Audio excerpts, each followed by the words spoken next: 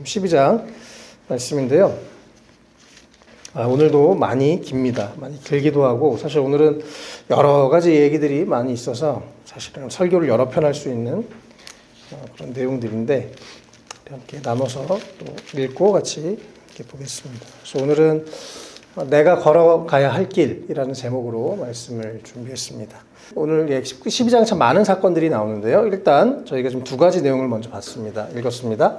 앞부분에 한 여인, 바로 이 나사로의 오누이인 마리아의 그런 향유를 붓는 모습이 나오죠. 12장 1절에 유월절 엿새 전이라고 얘기를 합니다.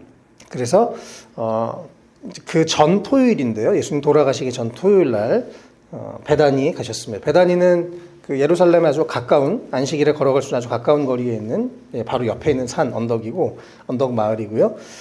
나사로가 사는 곳입니다. 그 나사로 사건, 나사로의 부활 사건 이후의 이야기죠. 2절에 예수님을 위해서 잔치를 베풀었다라고 합니다. 너무 나사로가 다시 산 것을 고마워서 아마 잔치를 베푼 것으로 보여지죠. 예배는 예수님을 위한 잔치입니다. 우리 교회가 우리가 함께 예배할 때 예수님이 빠지면 그것은 아무것도 아닙니다. 예수님을 위해서 우리가 또 예수님을 기억하면서 함께 잔치하는 것이 예배이고, 특별히 이렇게 같이 그래서 예수님을 위해서 나사로의 집에서 기쁘게 즐겁게 식사를 하고 있었습니다.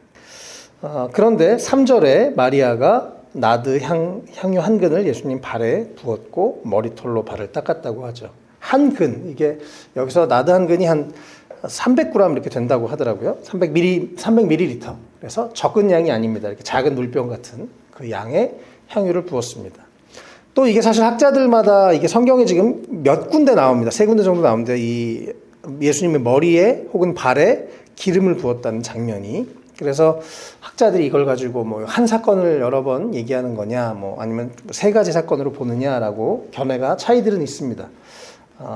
많이 보게 되면 3번 기름 부음을 받은 것으로 볼 수도 있고요. 뭐 우리가 어떻게 이해하는 것은 조금씩 개인적으로 차이가 있겠지만, 어쨌든 중요한 것은 뭐 머리에 부었든 발에 부었든, 또 350ml 정도면 머리에 그게 발에 흘러내렸을 수도 있기 때문에 그것을 어떻게 보든지 그것은 중요하지 않고, 중요한 것은 마리아가 감사하는 마음으로, 사랑하는 마음으로 예수님께 귀한 향유, 자신의 앞으로 결혼 자금으로 추측되는, 또 뭐 여기 큰 아까 300데나리온, 그래서 한 뭐 최소 3천만 원 이상, 지금은 환율로 따졌을 때 그런 귀한 것을 예수님께 쏟아 부어 드렸던 모습을 보게 됩니다. 예배는 또 이렇게 아낌없이 부어 드리는 것입니다. 예배는 우리가 드리러 온다고 하죠. 우리가 예배 때 물론 은혜를 받기도 하고 하나님의 은혜를 경험하기도 하지만 하나님께 드리기 위해서 오는 것입니다. 그래서 이 여인이 자신의 마음과 자신의 사랑을 예수님께 이렇게 쏟아 부어 드렸습니다. 거룩한 낭비를 한 거죠. 때로는 거룩한 낭비를 해야 될 때가 있는 것 같아요. 그것이 주님을 위한 것이라면 기쁨으로 기꺼이, 이것이 주님의 뜻이라면 우리가 낭비할 수 있으면 좋겠습니다. 지금 이게 여인 입장에선 주님께 예배하는 것이고, 사랑을 표현하는 것이고, 거룩한 낭비라는 것이고, 또 이것은 되게 의미가 있어서 사실 예수님의 죽으심을 예비하는 것이라고 예수님께서 직접 설명을 하시죠. 그래서 이 유다가 얘기했던 그 돈을 이렇게 아깝게 썼다고 얘기했던 그것과 예수님의 해석은 전혀 달랐습니다. 예수님은 그 여인의 마음과 중심을 보셨죠. 그래서 우리도 주님의 뜻이라면 또 기쁘게, 감사하게 거룩한 낭비를 할 수 있는 우리가 됐으면 좋겠습니다. 구약 성경에 다윗이 왕이 될 때 기름 부음을 받았죠. 그래서 왕, 제사장, 선지자가 기름 부음을 받았는데, 예수님도 이제 이 장례를 준비하면서 또 그런 기름 부음을 받습니다. 그런데 그것이 예전에 구약의 왕과 선지자들처럼 뭔가 막 빠밤 하면서 이렇게 사람들이 모여서 막 화려하게 기름 부음을 받는 것이 아니라, 또 예루살렘 성전도 아니고 여기는 예루살렘 성전 밖에 또 그냥 평범한 곳에서 평범한 사람들과 민중들과 밥 먹고 있다가 갑자기 기름 부음을 받았습니다. 이게 참 생각해보면 참 재밌어요. 이게 어떻게 보면 왕의 즉위식이라고 볼 수도 있는 것인데 영광스럽고 위대하게 한 것이 아니라 또 우리가 뒤에 이어서 봤죠. 예수님이 나귀를 타고 예루살렘에 너무나 겸손하게 세상의 왕들과 너무나 다르게 예수님이 참 평범한 일상 속에서 밥 먹고 감사하고 기뻐하고 잔치하다가 갑자기 기름 부음을 받았습니다. 네. 또 무슨 제사장이 막 제복을 입고 와가지고 자 지금부터 기름 붓습니다. 이것도 아니고 한 이름 없는 여인이 그 당시에 여인은 뭐 사회적으로 인정을 받지도 못하는 그런 한 여인 이름 없는 여인에게 기름 부음을 받는 너무나 참 예수님의 모습이 이 세상의 왕과 모습과 참 다릅니다. 네.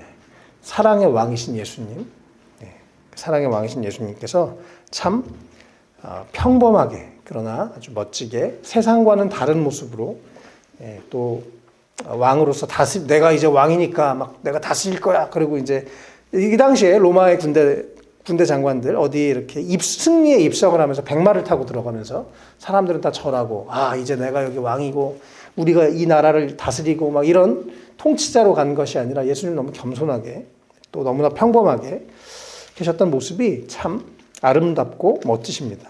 예. 우리도 이런 예수님을 닮은 모습이면 좋겠습니다. 예. 그래서 예수님의 입장에서는 제사를 예비하는 또 왕으로서 기름 부음을 받은 것이고 또 이 여인의 입장에서는 주님을 감사하는 마음으로 사랑하는 마음으로 아낌없이 쏟아 부어드리는 그런 예배를 드리는 모습을 우리가 이 앞에 장면에서 보게 됩니다. 예. 그리고 예수님은 그 여인의 이 헌신을 아주 귀하게 평가하시죠. 주님 우리의 마음을 보시는 분입니다. 9절부터 이어서 이제 유대 사람들이 많은 사람들이 와서 나사로도 보려고 소문이 점점 더 났겠죠. 그날 그 당시에 11장에서 그 당시에 많은 사람들이 원래 장례 때 왔다가 예수님을 믿게 됐는데 그 소문이 나서 더 많은 사람들이 온 것 같아요. 그러니까 10절, 11절에 심지어 이제는 나사로까지 죽여버리자. 이 대제사장들은 진리가 무엇인가? 또 제일 오늘 12장 마지막 부분에 나오는데 정말 이 사람이 하나님으로부터 왔는가? 이것은 안 중요합니다. 그냥 내 마음에 안 맞으면 그냥 죽여버리는 정말 너무 종교적인 모습을 보게 됩니다. 우리 참 안타깝게도 지금 정치판도 비슷하죠. 네 편, 옳고 그름이 아니라 네 편이나 내 편이라고 더 중요한 참 안타까운 우리나라의 모습인데요. 그래서 우리랑 생각이 다르니까 또 종교적인 틀을 우리의 이 어떻게 보면 밥그릇 싸움이기도 하죠. 여기서 이제 예수를 따라가는 사람들이 늘어나니까 정통 유대인들이 줄어들면서 그러면 이제 저 나사로도 제가 진짜 살았나? 정말 부활했나? 그럼 정말 하나님 살아계신가? 이런 건 중요하지 않습니다. 그냥 나의 정적이 됐고 그래서 제거하려고 하는 그런 모습들. 그래서 이걸 종교의 이름으로 이렇게 10절 11절에 나사로도 죽이려고 하는 제사장들의 모습을 보게 됩니다. 그 이유가 11절에 이렇게 나오죠. 우리 안에 정말 계속 주님 앞에서 겸손한 마음 또 주님을 경외하는 마음이 있을 때 우리가 옳고 그름이 잘 판단되는 것 같아요. 우리가 얼마나 이기적이고 얼마나 자기중심적입니까? 올바로 판단하기 위해서 정말 주님의 눈이 주님의 마음이 우리 가운데 있어야 되는 것 같습니다. 어쨌든 이러한 상황이었습니다. 그리고 12절부터 바로 그 다음 날 이제 주일날이죠. 종려주일이라고 우리가 부르는 주일날인데 예수님이 나귀를 타고 예루살렘에 입성하시는 모습을 보게 됩니다. 많은 사람들이 기뻐함으로 또 환영함으로 호산나 이렇게 우리를 구원하소서 그러면서 만세 이렇게 함께 예수님을 환영하는 모습을 보고 있습니다. 또 15절에 특별히 이 스가랴서 9장 9절의 말씀을 예언을 성취하시면서 어린 나귀를 타고 겸손하게 오셨습니다. 또 이 나귀를 타셨다는 건 그래서 평화와 겸손을 상징하는 모습을 가지고 예수님이 오셨습니다. 예수님은 온유하고 겸손하다라고 말씀하셨죠. 우리가 예수님을 따르고 예수님을 닮아가는 삶은 우리가 점점 온유하고 겸손하게 되는 모습입니다. 그리고 오늘 12장에서는 특별히 요한이 약간 그 뒤에 해설을 많이 넣어놨는데요. 16절에 제자들이 처음엔 이 말씀을 깨닫지 못했는데 예수님이 영광을 받으신 뒤에 죽으시고 부활하시고 나서야 또 승천하시고 나서 이 말씀이 이렇게 해서 예수님이 성취하셨었구나라고 16절에 보면 나중에 깨달았다라고 얘기합니다. 우리 삶에도 이렇게 나중에 깨닫는 경우들이 많아요. 그렇죠? 어떤 일이든지 그래서 그랬구나. 이런 도움이 나한테 있었구나. 이게 나한테 은혜였구나라는 것들. 우리 안에 계속 주 안에서 우리가 더 주의 은혜를 깨달아가는 기쁨이 있으면 좋겠습니다. 그리고 19절에 이제 막 사람들이 막 지금 나사로도 부활했지, 막 사람들이 몰렸지, 막 뭔가 군중심리로 막 와 하고 있어요. 그런데 18절에 또 이렇게 무리가 예수를 맞으러 온 이유가 뭐라고요? 이런 표징을 행했기 때문에, 기적을 행했기 때문에, 야, 저분 능력 있네. 저분 저렇게 되면 진짜 우리를 로마에서 해방시켜 주시겠네. 정치적 메시아가 돼서 우리에게 참된 광복을 주겠네. 막 이런 생각들을, 되게 세상적인 그런 생각들을 하면서 많은 청중들이 흥분했습니다. 참 며칠 뒤에 이 청중들이 보니까 또 다시 저쪽 반대편 선동에 이끌려서 또 막 우르르르 이번엔 죽여 못 박읍시다 이렇게 외치던 사람들이 됐어요. 예수님은 그것을 알고도 또 겸손하게, 그러나 본인이 가야 할 길을 사람들의 반응, 사람들의 응원 그런 것에 흔들리지 않고 본인이 가야 할 길을 정확하게 가시는 모습을 보게 됩니다. 그래서 예수님은 그냥 내가 죽으러 가야지, 십자가를 지러 가야지 라고 하면서 본인의 길을 이렇게 걸어 가셨고, 그렇게 계속. 그리고 또 아까 이 여인이 기름을 부을 때 장례를 예비했다고, 예수님이 죽을 것을 아시고 그것을 생각하시면서 본인의 길을 직진하면서 걸어가신 모습을 보게 됩니다. 19절에 참 재밌는 표현입니다. 바리새파 사람들이 아주 믿음이 좋아요. 이제 다 틀렸어. 보시오, 온 세상이 그를 따라갔소. 아유, 저렇게 사람들이 이제 예수를 더 많이 환영하고 따라가니까 어떡해 라고 하면서 이들이 사실 그런 좀 과장하는 얘기를 했는데, 정말로 이들의 믿음의 선포처럼 온 세상이 지금도 예수를 믿고 온 세계에 복음이 전파되고 많은 사람들이, 수십억의 사람들이 예수를 따르고 있습니다. 예수님 아까 이렇게 기름 부음을 받고 많은 사람들이 이제 예수님을 환영하고 이제 예루살렘 성에 겸손하게 영광스럽게 입성하셨던 그때였습니다. 20절에 명절에 예배하러 올라온 사람들 중에 그리스 사람들, 헬라 사람들 몇 명이 있었는데 그들이 빌립한테 가서 예수님을 만나고 싶다고 얘기합니다. 이 당시에 빌립과 안드레 두 사람의 이름만, 12제자 중에 두 사람의 이름만 이 헬라식 이름이었기 때문에 이들이 헬라어를 조금 알았을 수도 있고, 어쨌든 빌립에게 이 그리스 사람들, 외국인들이 온 거예요. 물론 이들이 아마 개종한 유대인들이었겠죠. 그래서 명절에 예배하러 왔는데, 유월절 시즌이니까 왔는데 그때 예수님을 만나보고 싶다고 합니다.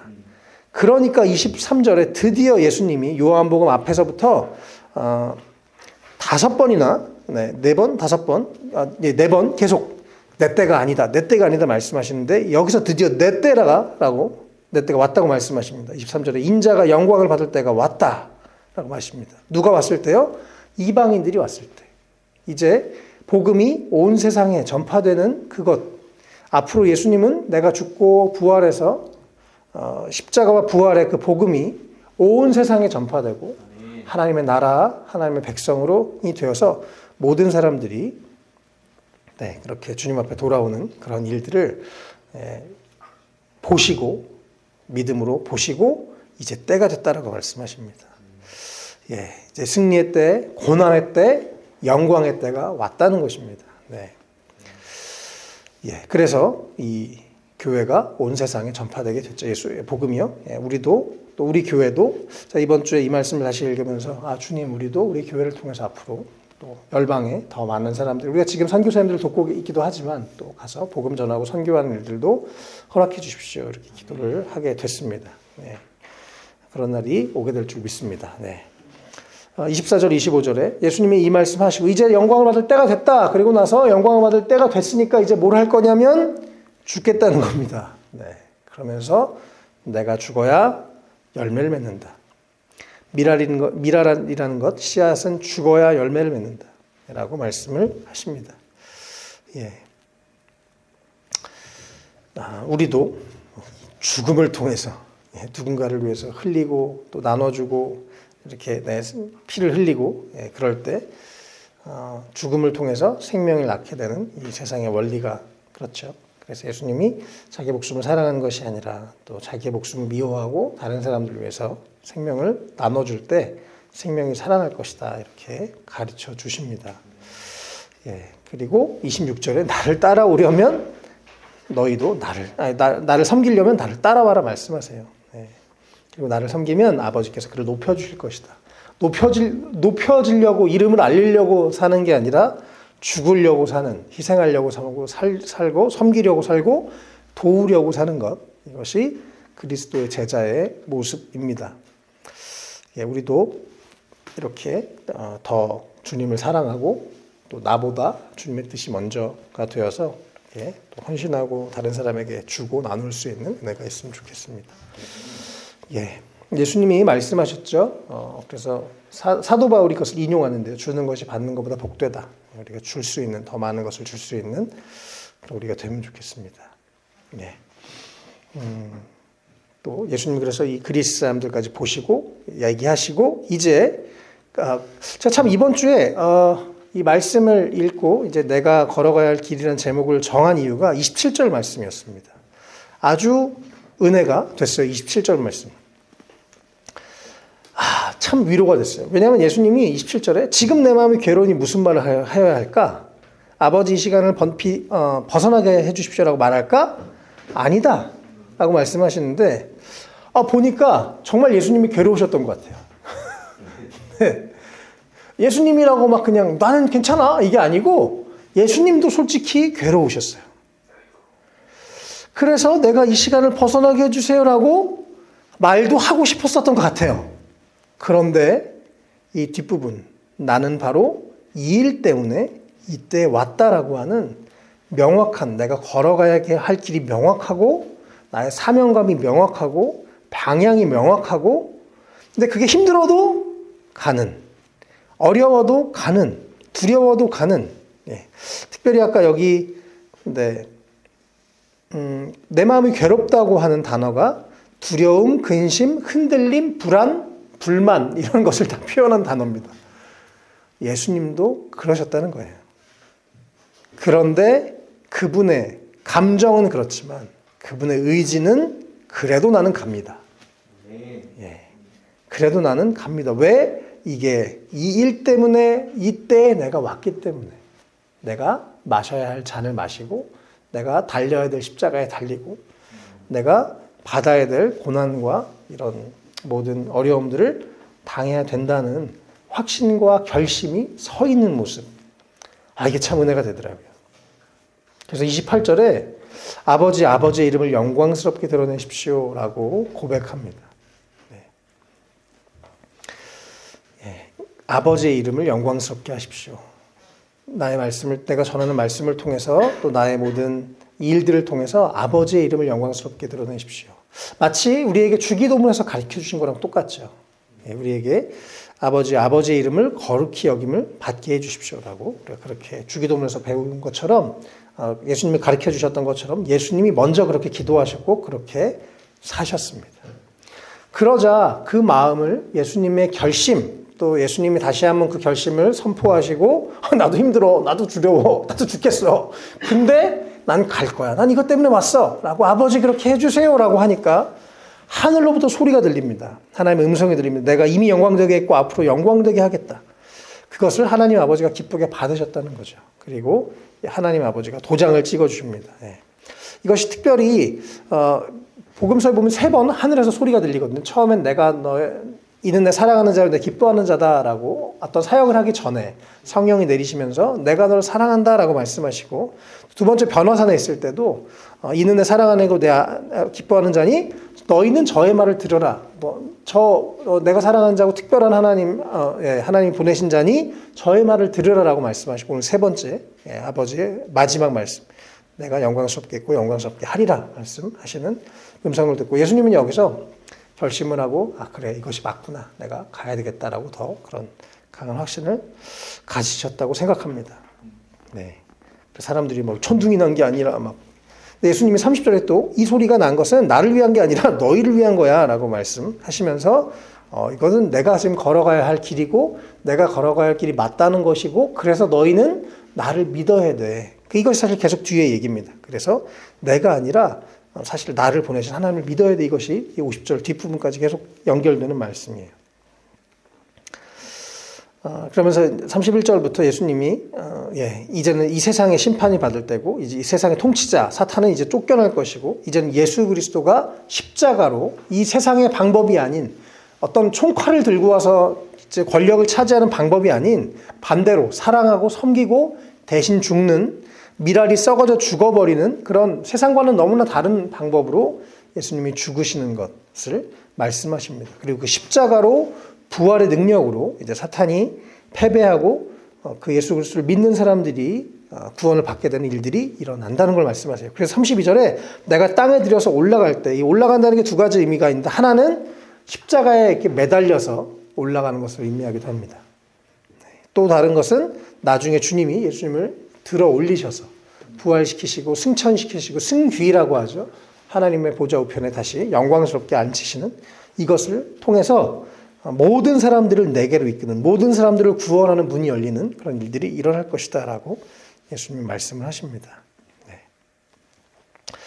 요한일서 3장 8절에는 예수님이 죄를 짓는 사람은 악마에게 속해 있습니다. 악마는 처음부터 죄를 짓는 자이기 때문입니다. 하나님의 아들이 나타나신 목적은 악마의 일을 멸하시려는 것입니다 라고 말씀하세요.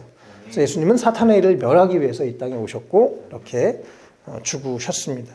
그것을 아시고 본인이 걸어가야 할 길을 담담하게 걸어가셨습니다. 또 34절에 사람들이 인자가 그럼 누구예요? 막 물어보니까 아직은 빛이 있을 때인데 너희가 36절 빛이 있는 동안 너희는 그 빛을 믿어 빛의 자녀가 되라. 너희는 내가 있는 동안 나를 믿고 빛의 자녀가 되라. 하나님의 자녀가 되라. 이렇게 가르쳐 주시면서 이제 며칠 안 남은 이 땅에서의 삶, 죽으시기 전에 그 삶에 충실하게 사시고 또 하나님의 말씀을 전하시는 모습을 보게 됩니다. 제가 이번 주에 또 일하다가 너무 좀 속상한 일이 있었어요. 이번 주에 대전을 제가 2번이나 갔는데 일하다가 하여튼 대전을 또 갔습니다. 그래서 대전에서 이제 주여 서울에 올라가야 되는데 어떻게 할까요? 이러고 기도를 하고 있는데 사실은 더 멀리 갔어요. 기차를 저기 익산까지, 아니야, 익산이 아니야, 나주, 광주 옆에까지 이렇게 막 갔습니다.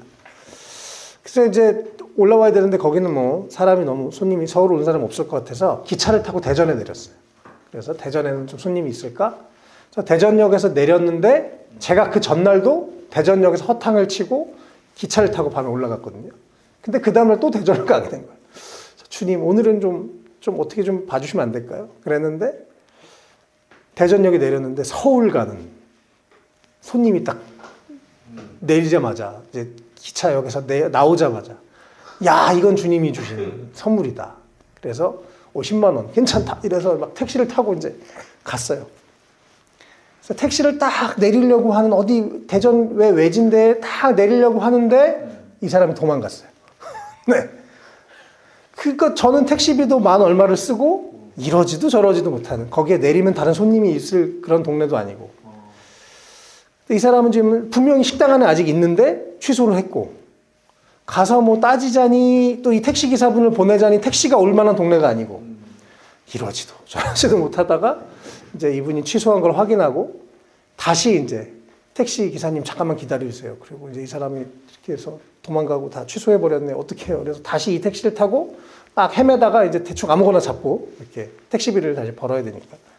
하여튼 막 그런 일이 있었습니다. 그래서 그날부터, 그 시간부터 그 밤까지 계속 꼬이는 거예요, 일이. 계속 생각해. 그거 타고 올라갔으면 저 나쁜 사람. 하면서 계속 막 그러면서 원망이 막 나오고 막 속상하고 막 일이 이렇게 늘 잘 되는 건 아니니까요. 살면서. 참 막 여러 생각을 하게 됐습니다. 내가 이 일을 어떻게 해야 돼? 계속 해야 되냐? 때려쳐야 되냐? 막 여러 생각이 너무 막 이렇게 힘이 들고 막 짜증이 나고. 근데 이 마음이 막 진정이 몇 시간이 지나도 이게 막 화나는 마음이 진정도 안 되고, 어떻게 해서 집에도 못 가고, 이것도 안 되고 저것도 안 되고 막 아주 복잡한 상황이었어요. 그래서 이제 조용히 앉아가지고 이걸 어떻게 하지?